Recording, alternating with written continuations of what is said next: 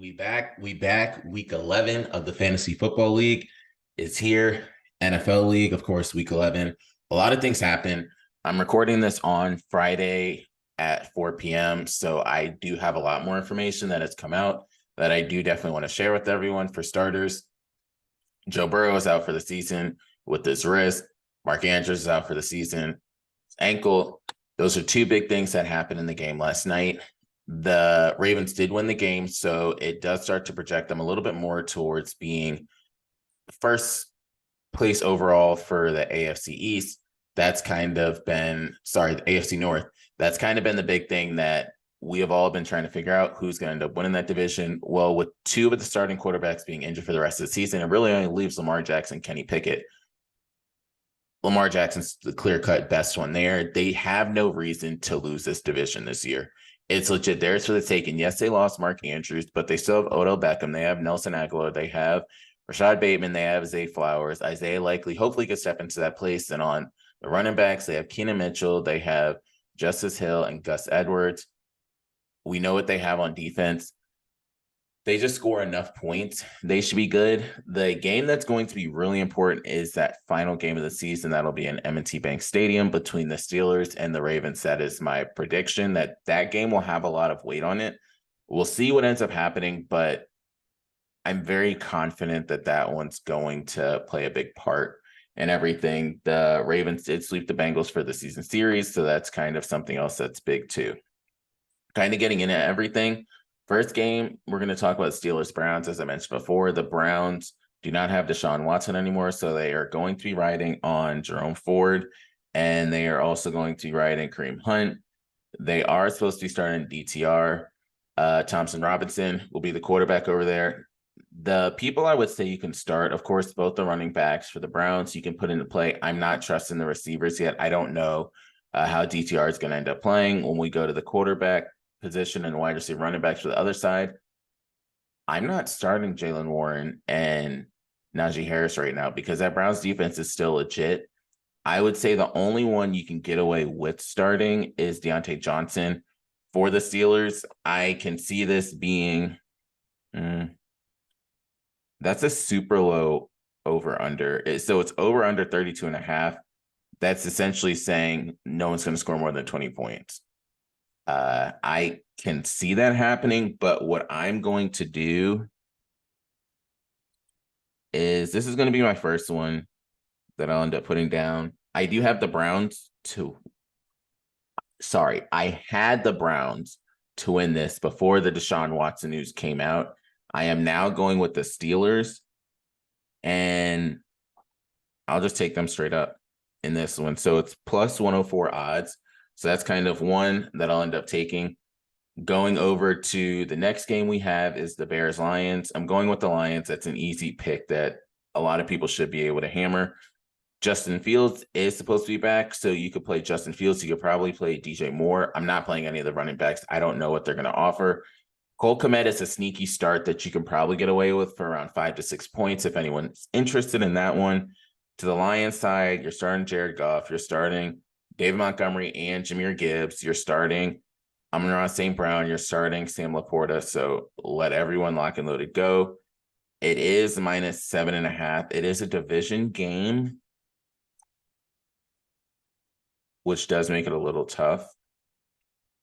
And it's minus 7.5. That is kind of high of what they're predicting, but it's the Lions. So I'll go with the minus 7.5.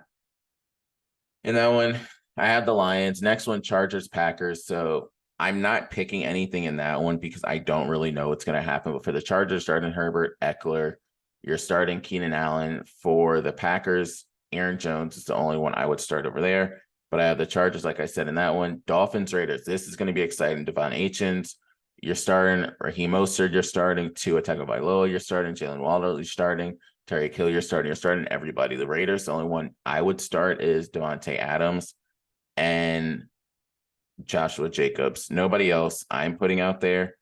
It's plus minus 12.5, which is absolutely insane because this is a revamped team. I wouldn't do minus 12.5 if you can get the odds, which aren't going to be great. But if you can get the odds, let's see if they have it and what the spread is. I don't even know if they have it. They have first half spread, first half total. Money line, they have a spread, but total points double. Game feature. Oh, here we go. Alternate spread. If I can get like -7.5, it's not the greatest odds. So I could personally see someone going with the Miami Dolphins -7.5. It's not great odds, like I said, but that's one that I would go with. The next one, Giants Commanders. I'm going with the Commanders. This is kind of like the Commanders' last hope. The Giants don't have anybody right now. -9.5 is insane. I am not doing -9.5. It is in Landover as well, but that's the only thing I have there. You can start Sam Howell. He's proven it at this point. You're starting Terry McLaurin, starting Jahan Dotson. Brian Robinson is iffy. Nobody for the Giants. Only one if you want to is Saquon, but other than that, I'm not putting anybody else out there. Cowboys and the Panthers, I'm max going with the Cowboys. Something that is interesting, they have the Cowboys as a lower plus minus spread than they do the Dolphins. Going with the Cowboys in this one, you're playing Dak Prescott. I'm playing Tony Pollard. I am playing CeeDee Lamb. And as a flex consideration, you could probably get away with Brandon Cooks. Jake Ferguson is one that could be potentially for the end zone. So that's another one I think you all should look out for. Another one that you can get away with is the Dallas Cowboys defense and special teams. I don't think that that's a bad play either. Going to the Panthers side, the only one I would play is Adam Thielen. I don't think anybody else is someone that you can put out there right now. And of course, I have the Cowboys. Next one is Titans Jags. The Jags really need this one just for comfort in the division. They do have the Texans that are right behind them, and the Texans have a not bad, easy matchup. But I'm going with the Jags in that one. Plus minus is 7. Since it's a division game, I don't want to put money on that one. I'd rather go with more still guarantees that I do know of. Jacksonville, you can roll out Travis Etienne and Christian Kirk. For the Titans, Derrick Henry you're going with. DeAndre Hopkins you're throwing out there just because you have to. The next one we have is the Cardinals and the Texans. I'm going with the Texans in that one. Texans -260 as a straight up winner.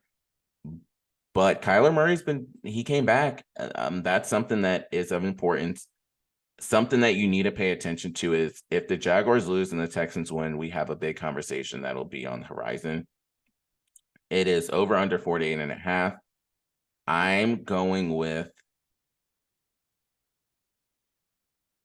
I'll go with the Texans -6 on this one.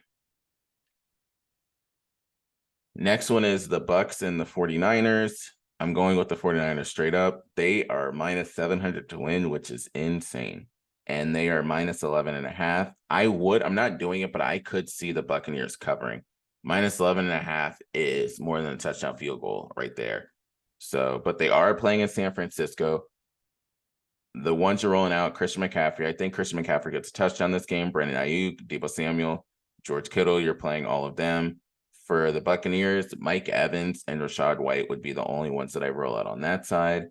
Jets, Bills. The Bills need this one. The Bills need it at -7 as well. So because they need this game so much, especially compared to how it was last week, I would be going with the Bills. The other one was, so -6 for the Texans, -7 for the Bills are the ones that I would play. Over under is 40. If you want to, I would say Bills -7 or under 40, just because that defense is probably going to play an important role. And they always minimize star quarterbacks. Seahawks, Rams. I'm going with the Rams in that one. It is a surprise. Steven did choose the Seahawks. It is +/-1. Really everything's at break even. So you can't go wrong with any of them. They're playing in LA. I'm not going to put anything because that is a tough one. But if I had to, I would say the Rams. Well, I would go with the -108 Rams. There's no need to go +/-1 because it's essentially the same exact thing with both of them that you're doing. Going into the next game, Vikings-Broncos. This is a better game than people think, but I'm going with the Vikings. That's one that I'm willing to also put money down on too. at the plus 118. I think it's easier to go plus 118 than to go the plus 2.5 for them to cover the spread. But I'm going with the Vikings. Josh Dobbs has that team rolling. Of course, you have TJ Hawkinson you're playing.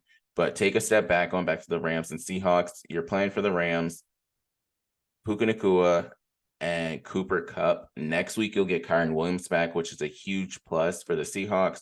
You're playing Ken Walker. You're playing DK Metcalf, and you can also probably get away with Tyler Lockett. Coming back to the Vikings-Broncos game, you're playing TJ Hawkinson. You're playing Jordan Addison. I could see people getting away with Ty Chandler if they wanted to. Over there, the Broncos, Cortland Sutton. I think Cortland Sutton might also be able to get a touchdown in that game. And yeah, I got the Vikings. Final game is that championship rematch. Eagles against the Chiefs. I'm going with the Chiefs in this one. I just think that the Chiefs have so much, and they're going to want to prove it to them again that they can beat them. It's at minus 148, which is not terrible. You can also just go with the KC Chiefs at minus 115 for the minus 2.5 points. But that's really what I have. So for the Eagles, you're starting Jalen Hurts, you're starting Devontae Smith, you're starting AJ Brown and DeAndre Swift. For the Chiefs, you are starting Patrick Mahomes, you're starting Travis Kelce and Isaiah Pacheco.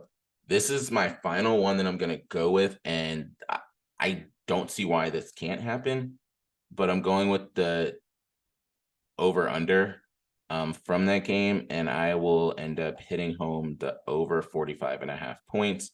I will put these all up for everyone to end up like being able to check through it. I can like prove just for accountability.